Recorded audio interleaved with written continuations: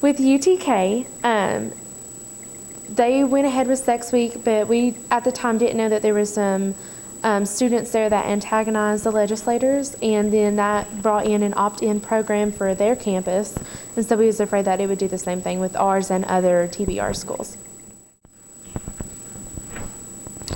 Ultimately, having been involved with the Feminist Majority Leadership Alliance as an officer earlier in my academic career, and then helping to found sort of a sister organization on campus, the chapter of the National Organization for Women.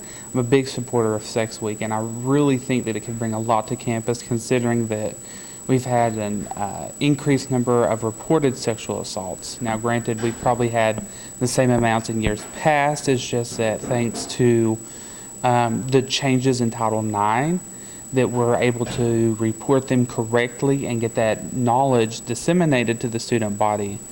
So I definitely think Sex Week could offer a lot to this campus.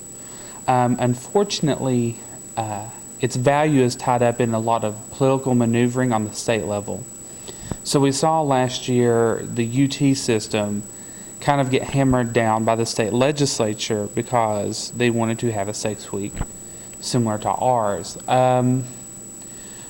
So when Sex Week came before the student government to get funding from Buck Fund, it was already a complicated issue that had been discussed for months, even back during the summer, about how we should handle it, what we should do, what were the benefits and what were the costs if we funded it, if we didn't fund it.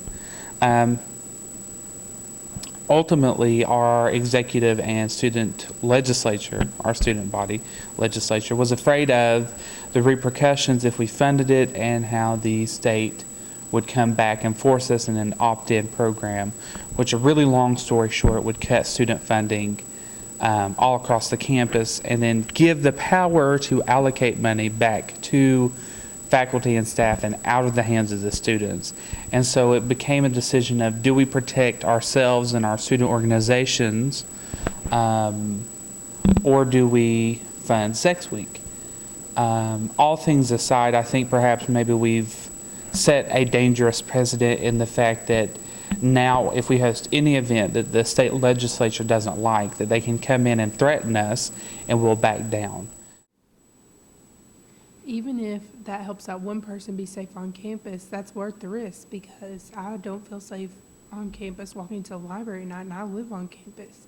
I have to be aware of my surroundings, have my roommate with me or something, because it's not safe. There's already been 4 sexual assaults, and I don't want to be the 5th.